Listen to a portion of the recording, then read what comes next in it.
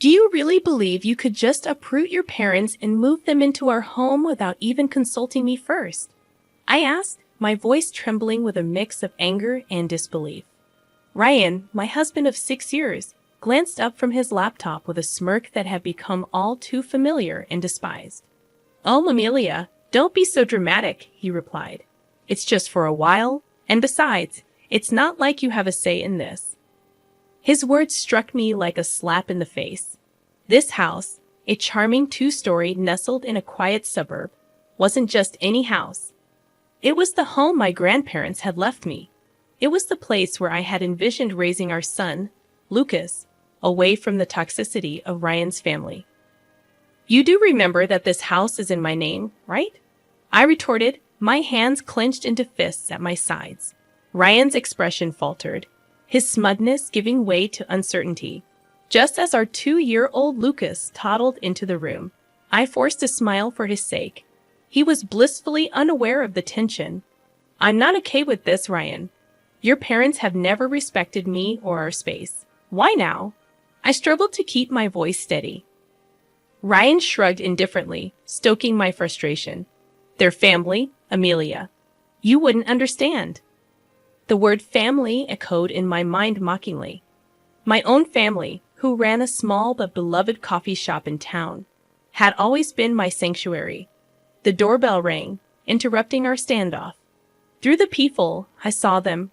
Ryan's parents, suitcases in tow, ready to invade our lives. "Fine, Ryan, let them in. But this isn't over," I hissed, handing Lucas to him before opening the door. "Amelia, darling," cried Ryan's mother, sweeping past me without a second glance. His father followed, a stern man who had barely acknowledged me since our wedding day. As they settled in, making themselves comfortable in my living room, I felt a sense of intrusion that was all too familiar. This was just the beginning, I realized. But as I watched them, something within me shifted. I was done being the compliant daughter-in-law bending to their whims.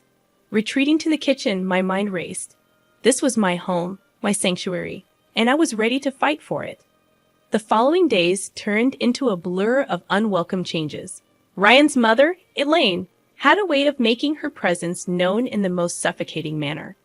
She rearranged my kitchen, criticized my parenting, and treated our home as if it were her own.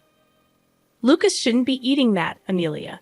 It's not healthy," Elaine chided one morning as I prepared Lucas's breakfast. Returning a sharp retort, I felt the familiar sting of her judgment. "He's fine, Elaine. It's just cereal," I sighed, shaking my head. "In our house, we believe in a proper diet. You really should learn." Her comments were like needles, each one pricking at my patience. Ryan, as usual, was of no help, buried in his work and oblivious to the growing tension.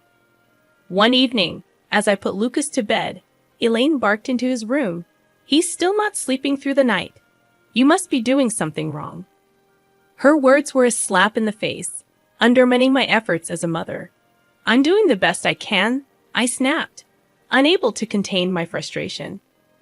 "Your best isn't good enough. Maybe if you had a real job and some structure in your life," she retorted. I felt the surge of anger. "This is my house, Elaine. You're a guest here. Don't forget that." Her laugh was cold and dismissive. "Oh dear, Ryan never mentioned how delusional you are. This is his house too, and as his mother, I have every right to be here." The following day, I reached my breaking point. I found Elaine in Lucas's room, going through his drawers. "What do you think you're doing?" I demanded, my voice trembling with anger. "I'm just organizing." "This room is a mess," she replied, not even bothering to look at me. "That's it. I want you out of my house now," I exclaimed, feeling a mix of fury and desperation. Elaine turned to face me, her expression one of mock surprise. "Your house? Oh, sweetie, you're just the wife. This is Ryan's house too, and he wants us here." I stormed out of the room, my mind racing with 1,000 thoughts. Ryan's betrayal, Elaine's intrusiveness, the way they dismissed my feelings. It was all too much. I had grown tired of being pushed around, weary of my home being invaded by people who had no respect for me. That night, as I lay in bed, a plan began to form in my mind.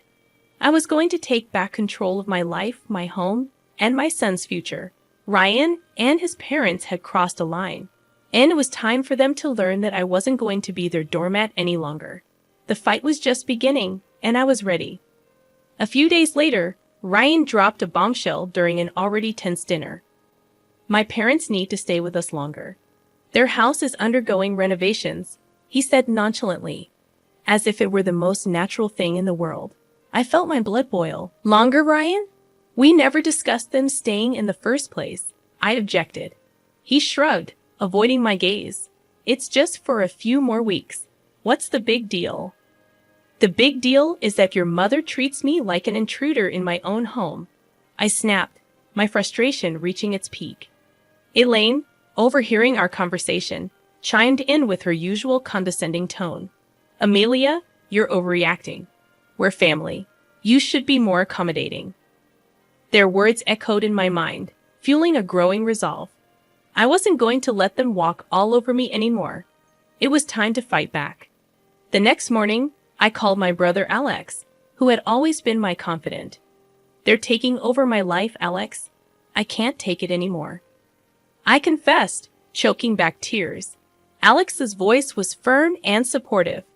Amelia, you need to stand up for yourself. Don't let them bully you. It's your house, your rules. His words were the push I needed. I decided to confront Ryan, but this time I would be prepared. I gathered evidence of Elaine's overbearing behavior, the rearranged kitchen, the disrupted routines, her constant belittling comments. Confrontation day arrived. I waited until Elaine and Ryan were in the living room. We need to talk now, I announced, my voice steady despite the storm raging inside me. Ryan looked up, surprised by my tone. What's this about, Amelia? He asked. It's about your parents, Ryan. Their constant interference, their disrespect for my boundaries. It ends today, I declared, holding up my list of grievances. Elaine scoffed. This is ridiculous.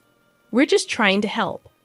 Help by undermining me at every turn, by treating me like I don't matter in my own home.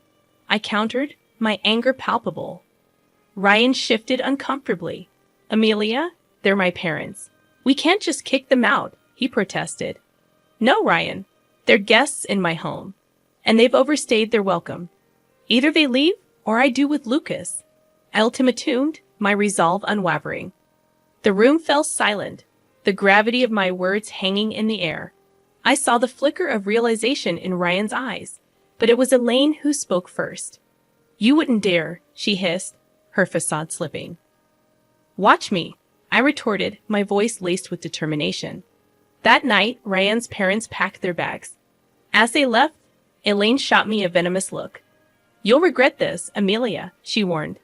But as the door closed behind them, I felt a weight lift off my shoulders. It was the first step in reclaiming my life, and I was ready for whatever came next. The days following Elaine and her husband's departure were eerily quiet. Ryan's demeanor had shifted to one of cold detachment, his interactions with me minimal and strained. I found solace in the peace of my reclaimed home and the joyous laughter of Lucas. One evening, as Lucas played with his toys, Ryan announced, I've got to go on a business trip. I'll be gone for a few weeks.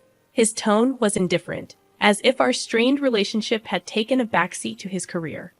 Fine, I replied curtly, barely concealing my relief at the prospect of his absence. After Ryan left, the house felt different, liberating even. I started to revert the changes Elaine had imposed, each alteration feeling like a small victory. But the true turning point came when I stumbled upon a series of emails on Ryan's laptop, which he carelessly left open. They detailed an affair, an ongoing betrayal that cut deeper than any of his mother's snide remarks. Anger, hurt, and a sense of betrayal churned within me. I decided it was time for Ryan to face the consequences of his actions. I began to meticulously plan my next moves, each step calculated to ensure that Ryan and his family paid for their deceit and manipulation.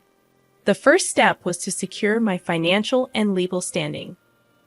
I contacted a lawyer, explained my situation, and started the proceedings for what was now an inevitable divorce. Next, I turned my attention to the house, the symbol of my grandparents' legacy and my independence. I reached out to a real estate agent. I want to sell the house quickly and quietly, I told her. She was taken aback but sensed the urgency in my voice. Are you sure about this, Amelia? This is a big decision, she cautioned. I've never been more sure of anything. I replied with a resolve born of betrayal and newfound strength. The house went on the market, and within days, offers began to roll in. The thought of Ryan returning to find his precious control stripped away brought a bitter satisfaction. In the midst of this, I reconnected with my family, drawing strength from their support. We're here for you no matter what, my father assured me as I watched Lucas play, innocent and unaffected by the turmoil. I made a silent vow to protect his happiness at all costs. Ryan's return loomed on the horizon, but I was no longer the woman he had left behind. I was ready to confront him, armed with the truth and a plan to reclaim my life. The day Ryan returned was marked with a tension that hung thick in the air. I had rehearsed this moment in my mind, envisioning every possible outcome. Yet my heart raced as I heard his key turn in the lock. Amelia, I'm home, Ryan called out, his voice echoing through the now unfamiliar space. I emerged from the kitchen, my posture rigid. Welcome back, Ryan. We need to talk, I announced. He glanced around, noticing the changes I had made. What's going on? The house looks different, he remarked. I didn't flinch. I sold the house, Ryan. It's no longer ours. His face contorted with disbelief. You did what? You can't just sell our house without telling me, he protested. It's my house, Ryan. And after what I discovered, I don't think you have a say anymore. I said my piece, my tone steady but laced with simmering anger. He scoffed, trying to regain his composure. What are you talking about? The affair, Ryan? I know everything, I revealed, watching as his facade crumbled. His attempt at denial was weak and short-lived. Amelia, it's not what you think, he pleaded. I think it's exactly what it looks like. You betrayed me, our family, I retorted, the hurt evident in my tone. Ryan's expression shifted from shock to anger. You're overreacting. We can work through this, he insisted. There's no we anymore, Ryan. I'll file for divorce, I declared, handing him the papers. The ensuing conversation was a blur of accusations and denials, but I stood my ground. The man I had married was gone, replaced by a stranger fueled by selfish desires. As he stormed out, vowing to fight the divorce, I felt a sense of liberation mixed with apprehension. I had taken the first step towards a new life, but the battle was far from over. In the following weeks, the reality of our situation became public. Ryan's parents, once so imposing and confident, were now caught in the crossfire of their son's indiscretions. Their attempts to contact me were met with silence. I had severed all ties, focusing solely on Lucas and the finalization of the divorce. The day of the court hearing arrived. Ryan looked defeated, the weight of his actions finally dawning on him as the judge granted the divorce and custody of Lucas to me. I felt a sense of justice. Ryan's plea for reconciliation after the hearing fell on deaf ears. You made your choice, Ryan. Now live with it, I said, turning away from him for the last time. The news of our divorce and Ryan's affair spread, affecting his reputation and relationships. His parents, once so proud and judgmental, were now shunned by those who had once respected them. As I walked out of the courthouse, holding Lucas's hand, I realized that this was not just an end but a new beginning. It was a fresh start for me and my son, free from deceit and manipulation. The future was uncertain, but it was ours to shape. Life after the divorce felt like emerging from a long, dark tunnel into the light. I had regained control, not just of the house, which was now sold, but of my life. Lucas, blissfully unaware of the adult complexities, thrived in the love and stability I provided. My days were busy but fulfilling. With my focus now on rebuilding our lives and managing the coffee shop, which had become my sanctuary. However, the shadow of Ryan and his parents lingered. One day, as I was closing the shop, Ryan appeared, looking disheveled and desperate, a stark contrast to the composed man I had once known. "Amelia, please, I need to talk to you," he pleaded, his eyes searching mine for a hint of the compassion that once existed. I hesitated, the sight of him stirring a mix of emotions. "What do you want, Ryan?" I asked, my voice tinged with embarrassment. "I can't afford the alimony and child support. I lost my job because of the scandal, and my parents, they broke too," he confessed. His words were like a cold splash of reality. "That's not my problem, Ryan. You made your choices, and now you have to face the consequences," I said firmly, closing the chapter of our shared past for good. As I walked away, leaving Ryan standing alone, I felt a sense of closure. The journey had been painful, filled with betrayal and heartache, but it had led me to a place of strength and independence. Life moved on. Lucas grew, his laughter and curiosity filling our home with joy. The coffee shop flourished, becoming a hub of warmth and community. As for me, I found contentment in the simple pleasures, the smell of fresh coffee, the sound of Lucas's giggles, and the support of friends and family. Ryan and his parents became distant memories, their legacy a cautionary tale of the consequences of betrayal and selfishness. My journey had taught me the power of resilience and the importance of standing up for oneself. As I locked the shop that evening, I looked up at the sky, its hues of orange and pink signaling the end of another day. I smiled, holding Lucas's hand tightly.